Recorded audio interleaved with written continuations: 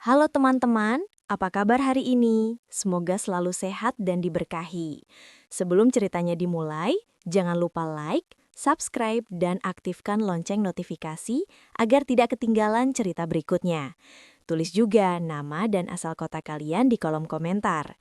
Saya ingin tahu siapa saja yang setia menemani dan mendengarkan cerita di channel ini.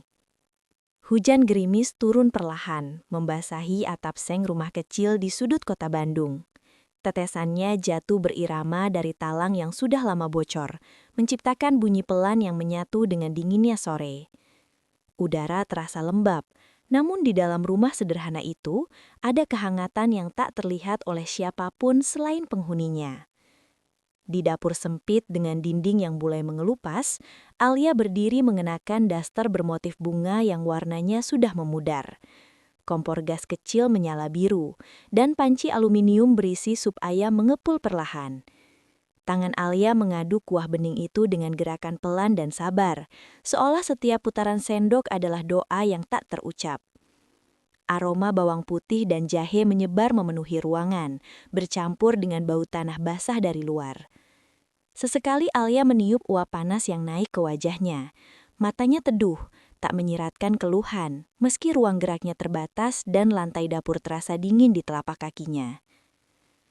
Pintu depan terbuka, angin basah menyelinap masuk bersama langkah kaki seseorang. Damar pulang.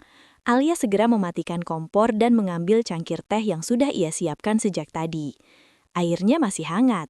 Ia melangkah ke ruang tamu kecil yang hanya berisi 2 kursi rotan dan sebuah meja kayu dengan sudut-sudut yang mulai tumpul dimakan usia. Damar berdiri di ambang pintu. Jas kerjanya sedikit basah. Wajahnya lelah setelah seharian berkutat dengan pekerjaan.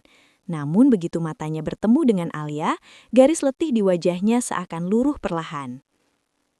"Capek?" tanya Alia lembut, menyodorkan cangkir teh itu dengan kedua tangannya. Damar mengangguk pelan, lalu tersenyum kecil. "Lumayan, tapi pulang ke rumah rasanya beda." Alia membalas dengan senyum yang sama, tenang, tulus, tanpa tuntutan. Ia tak pernah bertanya berapa yang Damar bawa hari itu, tak pernah mengeluh tentang rumah yang bocor atau dapur yang sempit. Baginya, selama Damar pulang dan duduk bersamanya, itu sudah cukup. Mereka duduk berhadapan.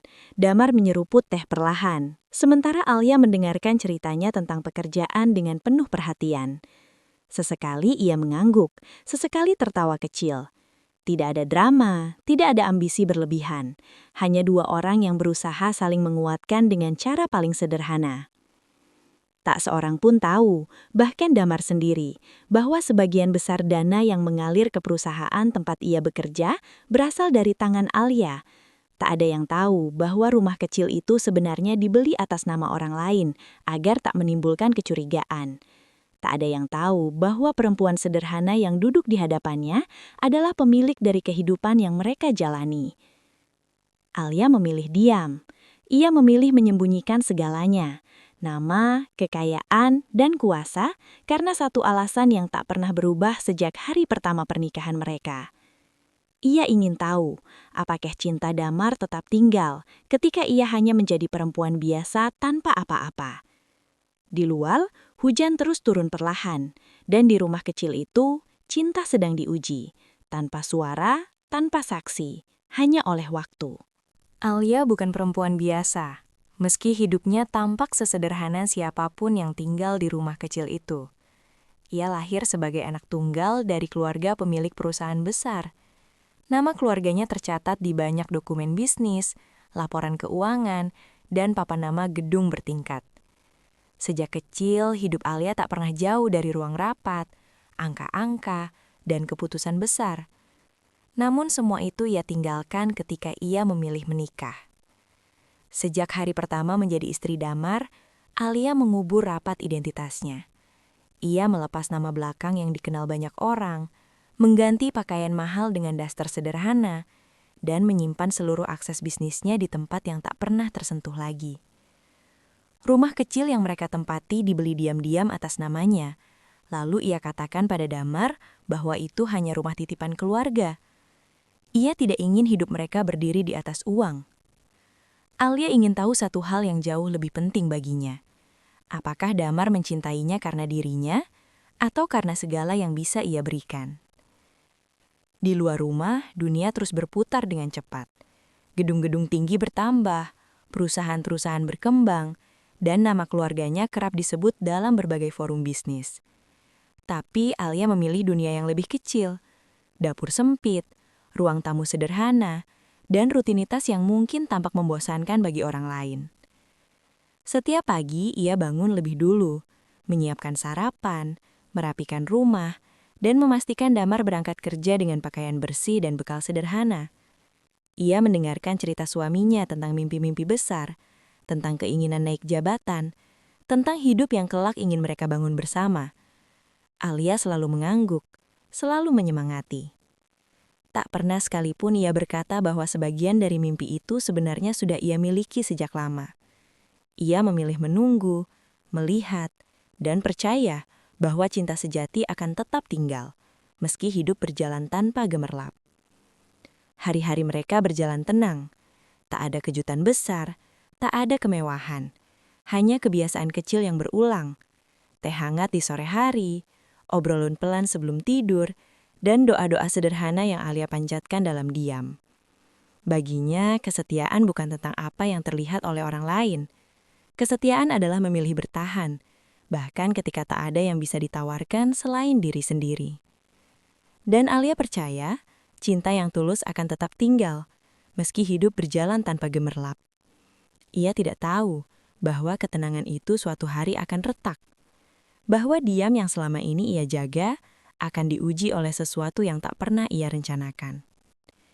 Namun untuk saat ini, Alia masih yakin bahwa kesetiaan jauh lebih mahal daripada kemewahan apapun di dunia. Perubahan itu tidak datang dengan suara keras. Ia hadir perlahan, seperti retakan halus pada kaca. Tak langsung terlihat, tapi cukup untuk membuat segalanya tak lagi sama. Damar mulai lebih sering menatap ponselnya, bukan untuk menjawab pesan penting, melainkan untuk tersenyum sendiri. Kadang, layar itu ia kunci cepat-cepat saat Alia mendekat.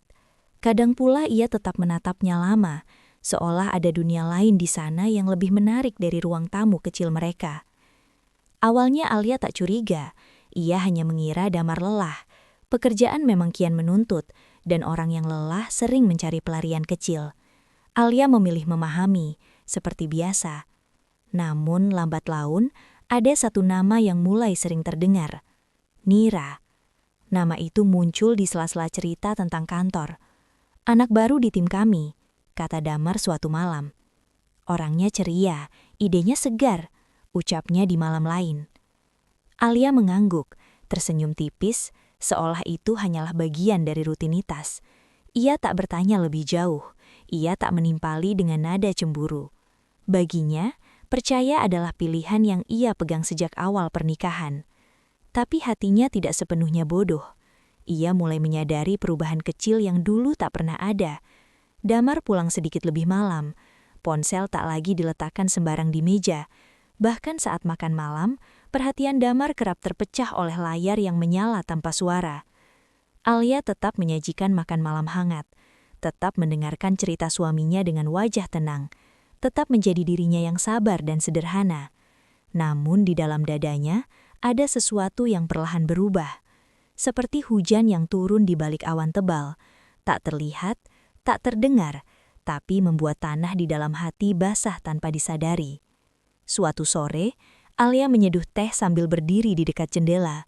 Dari kaca buram, ia melihat pantulan dirinya sendiri, perempuan sederhana dengan tatapan yang tak lagi sepenuhnya bening. Ia menarik napas panjang, lalu menghembuskannya perlahan. "Aku percaya padamu," bisiknya dalam hati. Bukan untuk Damar, tapi untuk dirinya sendiri.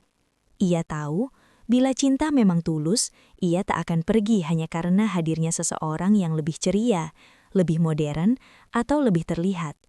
Alia memilih diam. Ia menunggu, ia mengamati. Karena bagi Alia, cinta bukan tentang mengawasi, melainkan tentang memberi ruang dan melihat siapa yang memilih bertahan. Di luar rumah, hujan mulai turun lagi. Dan di dalam hati Alia, Hujan itu kini benar-benar jatuh, tanpa petir, tanpa suara, namun cukup untuk membuatnya menggigil. Malam turun perlahan di atas kota Bandung. Hujan yang sejak sore menggantung akhirnya benar-benar jatuh, membasahi jendela rumah kecil itu dengan ketukan pelan. Di ruang tamu, lampu menyala temaram. Suasana sunyi, hanya suara hujan dan dengung kipas angin yang berputar malas. Damar telah tertidur di kamar. Napasnya teratur, seolah tak ada beban yang perlu dipikirkan. Sementara itu, Alia masih duduk di meja kecil dekat jendela, memeluk secangkir teh yang sudah lama dingin. Pikirannya tak tenang, meski wajahnya tetap tampak damai. Entah dorongan dari mana, Alia bangkit dan melangkah ke arah meja kerja kecil di sudut ruangan. Di sana, laptop Damar tergeletak. Biasanya Alia tak pernah menyentuh barang pribadi suaminya. Baginya, kepercayaan adalah batas yang tak boleh dilanggar. Namun malam itu, hatinya terasa terlalu penuh untuk sekadar diam.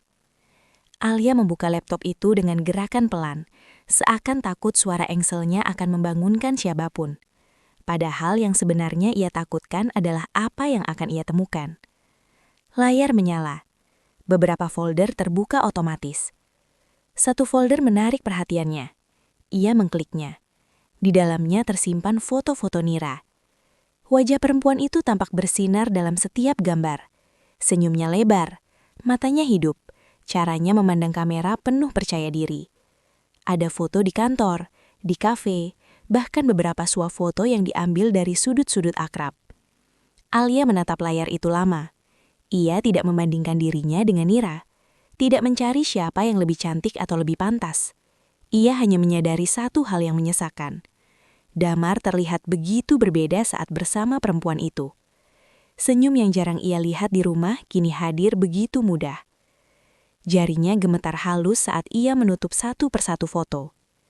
Dadanya terasa sesak, tapi matanya tetap kering. Tak ada tangis yang jatuh, tak ada amarah yang meledak. Hanya sunyi. Sunyi yang berat seolah menekan dadanya dari dalam. Alia menutup laptop perlahan lalu duduk kembali di kursinya. Ia memandang hujan di luar jendela, membiarkan pikirannya berjalan sendiri. Semua yang selama ini ia simpan rapi kini terurai di kepalanya.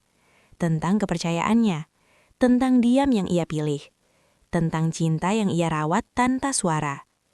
Dan di tengah kesunyian itu, sebuah kesadaran muncul dengan jernih. Jika seseorang ingin pergi, tak ada yang bisa menahannya dengan cinta saja. Bibir Alia bergerak pelan. Suaranya nyaris tenggelam oleh hujan. Baik, kalau ini pilihanmu. Tak ada ancaman dalam kata-kata itu. Tak ada kebencian. Hanya penerimaan yang pahit namun dewasa. Malam itu, Alia tidak tidur. Ia duduk hingga fajar menjelang, menatap langit yang perlahan memudar dari hitam ke abu-abu. Di dalam dirinya sesuatu telah berakhir, bukan dengan ledakan, melainkan dengan keheningan yang dalam. Dan dari keheningan itulah, jalan baru mulai terbentuk, meski Alia belum sepenuhnya menyadarinya. Hujan turun semakin deras di jalanan kota. Lampu-lampu kendaraan memantul di aspal basah, menciptakan garis-garis cahaya yang berlari cepat di antara kemacetan malam. Di dalam sebuah mobil yang melaju pelan, Damar duduk di balik kemudi, sementara Nira berada di kursi penumpang. Tawa kecil pecah di antara mereka. Nira menyibakkan rambutnya yang sedikit basah oleh gerimis saat ia berlari dari gedung kantor tadi. Aroma parfumnya memenuhi ruang mobil, lembut, manis, dan asing. Musik mengalun pelan dari radio, cukup untuk menutup jeda-jeda sunyi yang seharusnya tak ada di antara rekan kerja biasa. "Capek ya hari ini?" tanya Nira sambil tersenyum, suaranya ringan. Damar mengangguk, melirik sekilas ke arahnya. "Lumayan, tapi ngobrol sama kamu bikin jalan pulang jadi gak terasa." Nira tertawa, menepuk pelan lengannya. "Kamu bisa aja." Mobil terus melaju, menembus hujan yang semakin rapat. Obrolan mereka bergeser dari pekerjaan ke hal-hal kecil, tentang kopi favorit, tentang mimpi-mimpi yang belum terwujud, tentang hal-hal yang jarang Damar ceritakan di rumah. Tanpa disadari, batas yang seharusnya dijaga perlahan memudar. Damar merasa ringan, dan perasaan itulah yang paling berbahaya. Sementara itu, di sudut lain kota, rumah kecil dengan atap bocor itu masih berdiri dalam diam. Di ruang tamu yang lantainya sedikit basah karena rembesan air hujan, Alia menyapu perlahan. Setiap sapuan sapu menggeser genangan kecil menuju sudut lantai. Ia bekerja tanpa tergesa, seolah waktu tak lagi penting. Jam dinding berdetak pelan. Sudah lewat waktu Damar biasanya pulang. Alia melirik jam itu sebentar, lalu kembali menyapu. Tak ada pesan masuk, tak ada panggilan. Hanya suara hujan dan detak jam yang terasa semakin jelas di telinganya. Ia berhenti sejenak, berdiri memandang pintu depan yang tertutup rapat. Dalam hatinya ada tanya yang tak ia ucapkan. Bukan karena ia takut pada jawabannya, tapi karena ia mulai memahami arahnya. Alia menarik nafas panjang. Selama ini, ia menunggu. Menunggu dengan sabar. Menunggu dengan percaya. Namun malam itu, di tengah tanah basah dan lantai dingin yang ia bersihkan sendirian, Alia menyadari satu hal yang perlahan menguat di dalam dirinya. Menunggu tanpa dihargai bukanlah bentuk kesetiaan. Ia kembali menyapu, kali ini dengan gerakan yang lebih tenang, bukan karena ia pasrah, melainkan karena hatinya mulai membangun jarak. Bukan untuk menjauh, tapi untuk melindungi diri sendiri. Di luar, hujan terus turun tanpa peduli pada dua hati yang kini berjalan di arah berbeda. Dan malam itu, di rumah kecil yang bocor, sesuatu dalam diri Alia benar-benar berubah. Bukan menjadi dingin, melainkan menjadi lebih kuat. Beberapa hari berlalu sejak malam hujan itu. Rumah kecil di sudut Bandung kembali terasa tenang, seolah tak pernah terjadi apa-apa. Alia tetap menjalani rutinitasnya seperti biasa. Memasak, membersihkan rumah, menyambut Damar dengan wajah yang sama tenangnya. Namun ketenangan itu bukan lagi ketenangan yang polos. Ia adalah ketenangan seseorang yang telah bersiap. Sore itu, langit tampak kelabu. Angin berhembus pelan membawa udara dingin masuk ke rumah. Alia sedang melipat pakaian di dekat dapur ketika langkah Damar terdengar dari belakang. "Alia, aku mau bicara." Nada suaranya datar, terlalu datar untuk sebuah percakapan penting. Alia berhenti melipat. Ia menoleh perlahan, lalu mengangguk kecil. "Bicara apa?" Damar duduk di kursi kayu dekat meja makan. Tangannya memainkan kunci motor, berputar-putar tanpa arah. Ia menarik nafas panjang, lalu menghembuskannya seperti seseorang yang sedang menyiapkan keberanian. Aku mau minta izin," katanya akhirnya. "Izin untuk menikah lagi." Kata-kata itu melayang di udara, jatuh begitu saja, tanpa hiasan, tanpa penyesalan yang jelas. Tidak ada suara pecah, tidak ada amarah yang meledak, hanya sunyi yang tiba-tiba terasa berat. Alia berdiri mematung sejenak, namun wajahnya tetap tenang. Matanya menatap Damar lama, seolah ingin memastikan bahwa yang ia dengar bukan sekadar kesalahpahaman. "Dengan Nira?" tanyanya pelan. Damar mengangguk. "Iya." Tak ada pembelaan panjang, tak ada cerita yang berusaha dibenarkan. Seolah keputusan itu sudah lama matang dan Alia hanya perlu diberitahu. Alia menunduk sebentar, lalu melangkah ke dapur. Ia mengambil gelas, menuang air putih, dan meneguknya perlahan. Setiap gerakannya tertata rapi, seperti seseorang yang sedang menenangkan diri dari dalam. Setelah itu, ia kembali menatap Damar. "Kalau itu yang kamu inginkan," ucapnya dengan suara tenang, "aku tidak akan menghalangi." Damar terdiam. Ia tampak terkejut, bukan karena Alia menolak, tetapi karena Alia tidak menangis, tidak marah, tidak memohon. Reaksi yang tak pernah ia bayangkan. "Aku tetap akan tanggung jawab," katanya cepat, seolah ingin menenangkan nuraninya sendiri. "Aku nggak akan ninggalin kamu." Alia tersenyum tipis. Senyum yang tidak pahit, tapi juga tidak hangat. "Terima kasih sudah jujur," jawabnya singkat. Tak ada lagi yang perlu dibicarakan. Di luar rumah, angin berhembus semakin kencang. Damar duduk diam, sementara Alia kembali melipat pakaian yang tadi terhenti. Namun sesuatu telah bergeser di antara mereka. Tak terlihat, tapi tak bisa diabaikan. Bagi Damar, malam itu terasa seperti pintu terbuka menuju hidup baru.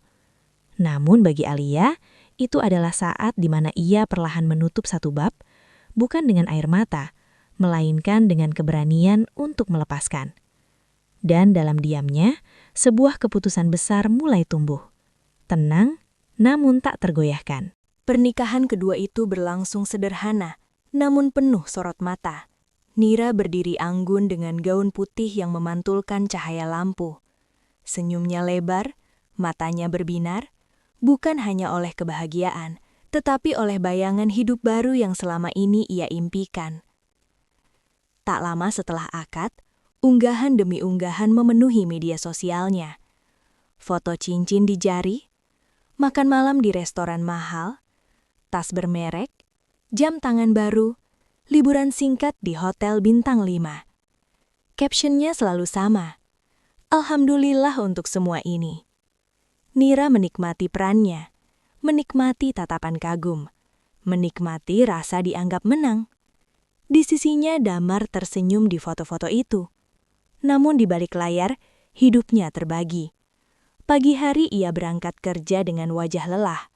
Malam hari ia berpindah rumah, berpindah suasana, berpindah tuntutan. Ia hidup di antara dua dunia, satu penuh gemerlap, satu lagi sunyi dan sederhana. Dan entah mengapa, ia lebih sering rindu pada yang sunyi. Sementara itu, Alia menghilang dari kehidupan yang mereka kenal. Tak ada lagi rumah bocor, tak ada lagi pakaian sederhana yang dilipat diam-diam. Pagi itu Alia berdiri di depan cermin, mengenakan setelan kerja berwarna netral. Rambutnya tersisir rapi, wajahnya tenang, matanya tajam. Ia bukan kembali untuk membalas, ia kembali untuk mengambil tempatnya. Mobil berhenti di depan gedung perkantoran tinggi, gedung yang namanya tertera jelas di papan depan. Gedung tempat Damar bekerja bertahun-tahun. Gedung yang selama ini menjadi sumber kebanggaan Damar, tanpa pernah ia tahu siapa sesungguhnya yang berdiri di belakangnya. Alia melangkah masuk. Sepatu haknya berbunyi pelan di lantai marmer. Setiap langkahnya mantap, tanpa ragu. Resepsionis menyapanya dengan hormat. Pintu lift terbuka, membawanya naik ke lantai paling atas. Ruang rapat sudah menunggu. Beberapa pria dan perempuan berjas duduk mengelilingi meja panjang. Mereka menoleh saat Alia masuk. Tak satu pun wajah yang mengenalnya sebagai istri sederhana Damar.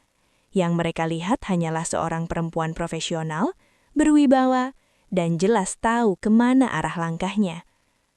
"Rapat bisa kita mulai," kata salah satu direktur. Alia duduk di kursi utama. "Perkenalkan," ucapnya pelan namun tegas. "Alia Surya, pemilik saham mayoritas perusahaan ini." Ruangan itu mendadak sunyi. Tak ada tepuk tangan, tak ada bisik-bisik, hanya tatapan terkejut yang ditahan oleh etika profesional. Tak seorang pun tahu, perempuan yang selama ini menyapu lantai rumah kecil, yang menunggu dalam hujan, yang merelakan suaminya pergi tanpa suara, adalah pemilik sesungguhnya dari dunia yang kini mereka jaga. Dan di lantai yang sama, beberapa jam kemudian, Damar berjalan menuju ruang rapat, tanpa sedikit pun menyadari bahwa hidupnya akan segera berhadapan dengan kebenaran yang tak bisa ia hindari. Alia menatap layar presentasi di depannya. Tenang, terkendali, siap. Karena kini, permainan tidak lagi dimainkan oleh mereka yang berisik, melainkan oleh mereka yang sabar dan tahu kapan harus bangkit. Pagi itu, lobi gedung perusahaan tampak lebih sibuk dari biasanya. Karyawan lalu lalang dengan langkah cepat. Suara sepatu beradu dengan lantai marmer yang mengilap. Di antara mereka, Nira melangkah masuk dengan tas bermerek di pundaknya dan ponsel di tangan. Ia tersenyum kecil, sibuk membalas komentar di unggahan terbarunya. Namun langkahnya terhenti. Di dinding besar dekat resepsionis, sebuah papan nama terpampang rapi dengan huruf tebal dan elegan. Nira menatapnya sekilas, lalu kembali menatapnya dengan napas tertahan. Pemilik? Alia Pramudita. Jantungnya berdetak lebih cepat. Itu Alia, gumamnya pelan, hampir tak terdengar. Tangannya sedikit gemetar saat ia mendekat, memastikan bahwa matanya tidak keliru.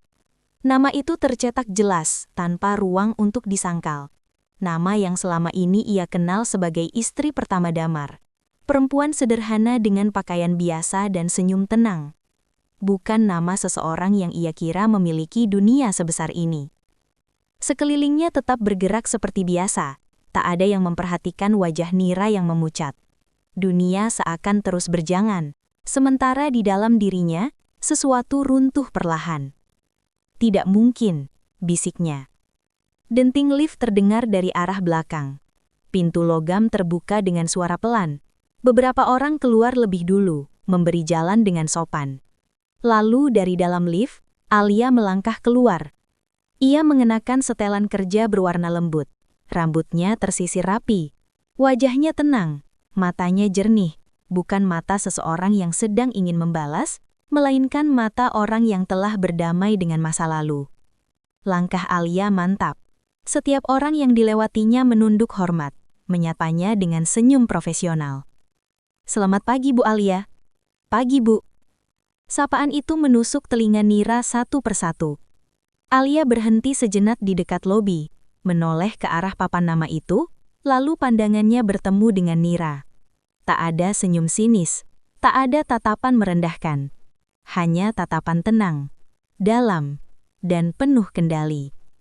Alia mengangguk kecil, sekadar sapaan formal, seperti menyapa seseorang yang tak lagi memiliki tempat di hatinya. Dan saat itulah, Nira benar-benar mengerti. Kemewahan yang ia pamerkan bukan milik Damar. Dan Damar bukan pintu menuju dunia yang ia bayangkan. Ia berdiri kaku, seolah lantai marmer itu menahan kakinya. Suara-suara di sekelilingnya memudar. Yang tersisa hanyalah rasa kosong yang perlahan menggerogoti dadanya. Dunia Nira runtuh tanpa suara, tanpa skandal, tanpa teriakan, tanpa siapapun yang peduli. Sementara Alia melangkah pergi menuju ruang rapat, langkahnya tetap ringan. Ia tidak menoleh lagi. Karena kemenangan sejati tak selalu perlu diumumkan. Cukup dijalani dengan tenang dan bermartabat. Ruang rapat itu kembali dipenuhi suara pendingin udara dan ketukan halus pena di atas meja. Tidak ada hujan hari itu. Tidak ada drama. Hanya keputusan-keputusan bisnis yang menunggu untuk diambil. Alia duduk di kursi pimpinan, menatap berkas di depannya dengan fokus penuh. Di sekeliling meja, jajaran direksi menunggu. Wajah-wajah mereka serius, profesional, tak satu pun membawa urusan pribadi ke dalam ruangan itu. Nama Damar Pratama tercetak jelas di salah satu dokumen. Alia mengangkat pandangan. "Kinerja divisi ini menurun dalam 2 kuartal terakhir," ucapnya tenang. "Evaluasi internal menunjukkan kurangnya fokus dan pengambilan keputusan yang tidak konsisten. Tak ada nada tinggi, tak ada penekanan emosi. Semua terdengar seperti laporan biasa, karena memang itulah adanya." "Sesuai rekomendasi manajemen risiko," lanjut Alia, "kita lakukan penyesuaian struktur." Ia berhenti sejenak, memberi ruang pada kalimat berikutnya untuk jatuh dengan sendirinya. "Pak Damar Pratama akan dipindahkan dari posisi manajerial ke jabatan fungsional, efektif mulai bulan ini." Ruangan itu sunyi. Beberapa direktur saling bertukar pandang, lalu mengangguk pelan. Keputusan itu masuk akal. Data mendukungnya.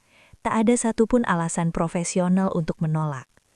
Tak ada yang tahu bahwa perempuan yang mengucapkan keputusan itu pernah menunggu lelaki bernama Damar di rumah kecil yang bocor. Pintu terbuka. Damar masuk dengan langkah ragu. Ia duduk di kursi yang telah disediakan, menatap layar presentasi. Ketika namanya muncul, jantungnya berdegup lebih cepat. Ia mencoba menjaga ekspresi, tapi telapak tangannya mulai dingin. Alia menatapnya. Singkat, profesional, tanpa kilasan masa lalu. "Keputusan ini bukan hukuman," katanya datar. "Ini penyesuaian tanggung jawab sesuai performa." Damar mengangguk perlahan. Ia ingin berbicara, ingin menjelaskan, ingin mengatakan banyak hal yang tertahan di dadanya. Namun ruang itu bukan tempat untuk perasaan, dan Alia tidak memberinya ruang itu. Rapat berlanjut, agenda berpindah. Nama Damar tak lagi disebut. Namun bagi Damar, seakan dunia berhenti bergerak. Setelah rapat usai, Alia berdiri sendirian di dekat jendela besar lantai atas. Kota terbentang di bawah, rapi dan sibuk, seperti hidup yang akhirnya kembali pada porosnya. Ia menarik nafas perlahan. Tak ada kemenangan di dadanya. Tak ada kepuasan pahit, hanya kelegaan. Dalam hati, ia berbisik, bukan pada Damar, bukan pada siapapun. Aku tidak membencimu. Aku hanya mengembalikan segalanya ke tempatnya. Alia menatap pantulan dirinya di kaca. Perempuan yang dulu memilih diam demi cinta, kini memilih jujur demi harga diri. Dan untuk pertama kalinya setelah sekian lama, ia benar-benar merasa utuh. Rumah itu kembali sunyi. Bukan sunyi karena malam, melainkan karena tak ada lagi yang ingin pulang. Dinding-dindingnya berdiri dingin, menyimpan gema tawa yang dulu pernah ada, dan kini menghilang tanpa sisa. Di rumah lain, Nira duduk sendirian di tepi ranjang. Tangannya memegang hasil pemeriksaan dokter. Kandungannya mulai terlihat, namun sorot matanya kehilangan cahaya. Telepon genggamnya sepi. Pesan-pesan yang dulu cepat dibalas, kini hanya terbaca tanpa jawaban. Ia hamil, dan ia ditinggalkan. Damar semakin jarang pulang. Ia tenggelam dalam kegelisahan yang tak ia pahami sendiri. Jabatan hilang. Wibawa runtuh. Dunia yang dulu ia banggakan tak lagi mengenalnya. Ia berjalan tanpa arah, menyalahkan keadaan, menyalahkan waktu, namun tak pernah berani sepenuhnya menyalahkan dirinya sendiri. Dan di tengah kekacauan itu, Alia memilih diam, lalu pergi. Pagi itu, Alia berdiri di ruang tamu rumah kecil yang dulu ia jaga dengan sepenuh hati. Kardus-kardus kecil tersusun rapi. Tak banyak barang yang ia bawa. Hanya pakaian secukupnya dan beberapa kenangan yang memang layak disimpan. Ia memandang sekeliling untuk terakhir kalinya. Tak ada air mata. Meja makan sederhana. Dinding dengan bekas bocor yang pernah ia lap sendiri. Pintu yang sering ia buka sambil berharap. Semua itu kini terasa jauh, seperti milik orang lain. Proses perceraian berjalan tenang, tanpa perebutan, tanpa tuntutan. Alia menandatangani berkas-berkas dengan tangan mantap. Ia tidak meminta harta, tidak menuntut apapun yang sebenarnya berhak ia miliki. Bukan karena ia lemah, melainkan karena ia sudah selesai. Saat Damar menatapnya, berharap ada satu kalimat yang bisa menahan langkahnya, Alia hanya tersenyum tipis. "Jaga dirimu baik-baik," ucapnya pelan. Itu saja. Tak ada janji, tak ada penyesalan yang diucapkan. Alia melangkah pergi, menutup pintu tanpa suara keras, tidak menoleh ke belakang, tidak membawa amarah, tidak membawa dendam. Ia meninggalkan harta, karena ia tahu nilainya sendiri tak pernah bergantung pada apapun yang ia tinggalkan. Di luar, udara pagi terasa segar. Matahari naik perlahan, menyinari langkahnya yang ringan namun pasti. Alia berjalan menuju hidupnya yang baru. Hidup yang ia pilih sendiri. Tanpa kebisingan. Tanpa luka yang perlu dipamerkan. Karena pada akhirnya, perempuan yang benar-benar kuat tidak membuktikan apa-apa pada siapapun. Ia hanya pergi dan hidup dengan utuh. Waktu berjalan, seperti luka yang perlahan belajar mengering. Di kota yang sama, namun dengan suasana yang berbeda, Alia berdiri di depan sebuah bangunan sederhana namun hangat. Di dinding depannya tertulis nama sebuah yayasan, bukan besar, bukan mencolok, namun penuh makna. Tempat itu ia bangun bukan dari amarah, melainkan dari pengalaman. Yayasan itu diperuntukkan bagi perempuan-perempuan yang terluka oleh pengkhianatan dan ketidakadilan. Perempuan yang pernah memilih diam terlalu lama. Perempuan yang kehilangan rumah, suara, dan harga diri. Alia tidak berdiri sebagai penyelamat. Ia berdiri sebagai sesama. Hari-hari di yayasan berjalan tenang. Ada kelas keterampilan, ruang konseling, dan dapur kecil tempat tawa perlahan kembali tumbuh. Alia sering duduk mendengarkan, lebih banyak mendengar daripada berbicara. Ia tahu, luka tidak butuh nasihat, hanya butuh tempat aman. Suatu sore, pintu yayasan terbuka pelan. Seorang perempuan berdiri di ambang pintu. Wajahnya pucat, tubuhnya tampak rapuh, perutnya membuncit jelas di balik pakaian longgar. Matanya kosong, seperti seseorang yang telah kehilangan arah. Itu Nira. Ia menggenggam tali tas kecilnya erat-erat, seolah itu satu-satunya hal yang tersisa. Tak ada riasan, tak ada senyum, tak ada kebanggaan yang dulu sering ia pamerkan. Langkahnya ragu. Seorang relawan mendekat, menyapanya lembut. "Ada yang bisa kami bantu?" Nira mengangguk pelan. Suaranya hampir tak keluar saat ia berkata, "Saya tidak punya siapa-siapa." Di sudut ruangan, Alia mendengar kalimat itu. Ia menoleh. Pandangan mereka bertemu, singkat, jujur, dan penuh makna. Tak ada keterjekutan, tak ada amarah yang muncul kembali. Hanya kesadaran bahwa hidup telah membawa mereka ke titik yang sama, melalui jalan yang berbeda. Alia mendekat perlahan. "Silahkan masuk," katanya lembut. "Di sini aman." Nira menunduk, bahunya bergetar. Air mata jatuh tanpa suara. Bukan karena dipermalukan, melainkan karena untuk pertama kalinya ia tidak dihakimi. Alia tidak mengucapkan maaf, tidak pula menuntut penyesalan. Ia hanya duduk di seberang Nira, menyodorkan segelas air hangat, seperti yang dulu sering ia lakukan di dapur rumah kecil itu. Dan di ruangan sederhana itu, dua perempuan yang pernah berdiri di sisi berlawanan akhirnya duduk sejajar. Bukan sebagai saingan, bukan sebagai musuh, melainkan sebagai manusia yang sama-sama pernah terluka. Di luar, cahaya senja masuk perlahan melalui jendela. Hangat, tenang. Alia menatap perempuan-perempuan di sekitarnya, lalu ke arah Nira yang kini mulai tenang.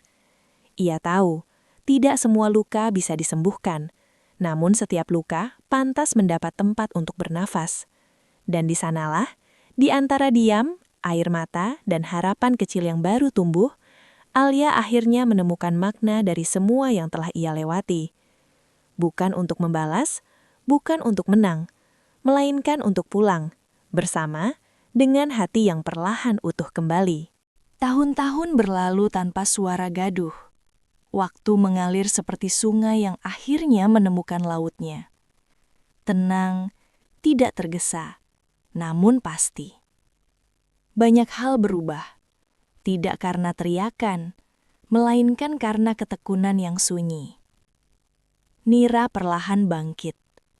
Di yayasan itu, ia belajar kembali mempercayai diri sendiri. Ia melahirkan seorang anak dengan tangan gemetar namun hati yang berani. Ia bekerja, belajar, dan jatuh. Lalu bangkit lagi. Senyum yang dulu penuh kesombongan, kini berubah menjadi senyum yang sederhana namun jujur. Ia tidak lagi ingin dipuji. Ia hanya ingin bertahan dan hidup dengan benar. Damar pun belajar hidup dalam kesederhanaan yang dulu ia anggap biasa. Tanpa jabatan, tanpa pujian, tanpa dunia yang memanjakannya. Ia bekerja cukup, pulang tepat waktu, dan untuk pertama kalinya benar-benar mendengar sunyi. Di sanalah ia memahami bahwa kehilangan bukan selalu hukuman. Kadang ia adalah pelajaran yang datang terlambat. Dan Alia memilih berjalan di balik layar. Ia tidak lagi muncul di papan nama besar, tidak hadir di acara-acara penuh sorot kamera.